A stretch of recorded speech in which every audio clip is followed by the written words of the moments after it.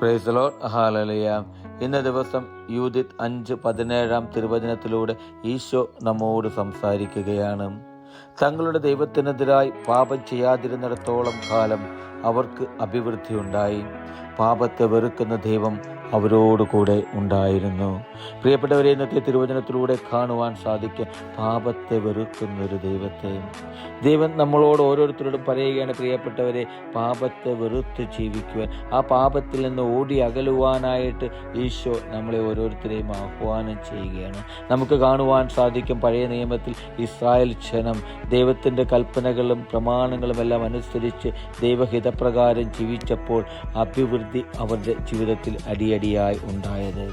ദൈവം എപ്പോഴും അവരുടെ കൂടെ ഉണ്ടായതായിട്ട് നമുക്ക് കാണുവാൻ സാധിക്കും. ആ ദൈവത്തെ ചേർന്ന് നിൽക്കുമ്പോൾ, ആ ദൈവത്തോട് കൂടെ ചേർന്ന് നിൽക്കുമ്പോൾ അവരുടെ ജീവിതത്തിൽ നമുക്ക് കാണുവാൻ സാധിച്ചിട്ടുണ്ട്. പ്രിയപ്പെട്ടവരെ, ഇന്ന് എന്നോടും നിങ്ങളോടും ദൈവം തമ്പുരാൻ പറയുന്നത് ഇത് തന്നെയാണ്. നമ്മുടെ ജീവിതത്തിൽ ഞാനും നിങ്ങളും എവിടെയാണ്, ഏതൊരവസ്ഥയിലാണെന്ന് കണ്ടെത്തുവാൻ സാധിക്കണം. പാപത്തിൽ മുഴുകി ജീവിക്കുന്നവരാണോ, അതോ പാപത്തിൽ നിന്ന് ഓടിയകന്ന് ഈശോ എന്ന രക്ഷകനിൽ ആശ്രയിച്ച് വിശുദ്ധിയിൽ വിശ്വാസത്തിൽ ജീവിക്കുന്നവരാണോ, അവിടുത്തെ കൽപ്പനകളും പ്രമാണങ്ങളും അനുസരിച്ച് ജീവിക്കുന്നവരാണോ? പ്രിയപ്പെട്ടവരെ, നമ്മളിലേക്ക് തന്നെ തിരിഞ്ഞു നോക്കുവാൻ സാധിക്കണം. അങ്ങനെ ഈശോ പറയുന്ന കൽപ്പനകളും പ്രമാണങ്ങളും അനുസരിച്ച് ജീവിക്കുന്നവരാണെങ്കിൽ നമ്മുടെ ജീവിതത്തിൽ ഞാനും നിങ്ങളും ഒരു കാരണവശാലും വീണു പോകുവാൻ ഇടവരികയില്ല. പ്രിയപ്പെട്ടവരെ, അനുദിനം അഭിവൃദ്ധി നൽകി നമ്മളെ ഓരോരുത്തരെയും സംരക്ഷിക്കുന്ന, കാത്തു സൂക്ഷിക്കുന്ന ദൈവത്തെ നമുക്ക് കാണുവാൻ സാധിക്കും. നമ്മുടെ മക്കളിൽ, നമ്മുടെ തലമുറകളിൽ, നമ്മുടെ കുടുംബത്തിൽ ദൈവത്തിൻ്റെ അഭിവൃദ്ധി കടന്നു വരുന്നത് നമ്മുടെ ജീവിതത്തിൽ നമുക്ക് കാണുവാൻ സാധിക്കും.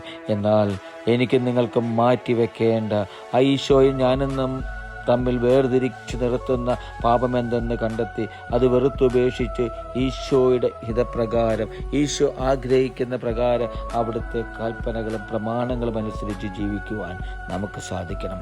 വചനം നമ്മോട് പറയുന്നത് ഇങ്ങനെയാണല്ലോ, ദൈവത്തിനെതിരായി പാപം ചെയ്യാതിരുന്നിടത്തോളം കാലം അവർക്ക് അഭിവൃദ്ധി ഉണ്ടായെന്ന്. അതേ പ്രിയപ്പെട്ടവരെ, നമ്മുടെ ജീവിതത്തിൽ ഈ അഭിവൃദ്ധി നമുക്കും ലഭിക്കും. നമ്മുടെ ജീവിതത്തിൽ നമുക്കത് കാണുവാൻ സാധിക്കും. പാപത്തെ വെറുത്ത് ജീവിക്കുമ്പോൾ, ദൈവം നൽകുന്ന കൽപ്പനകളനുസരിച്ച് ജീവിക്കുമ്പോൾ, വചനം പറയുന്നു, പാപത്തെ വെറുക്കുന്ന ദൈവം അവരോട് കൂടെ ഉണ്ടായിരുന്നു എന്ന്.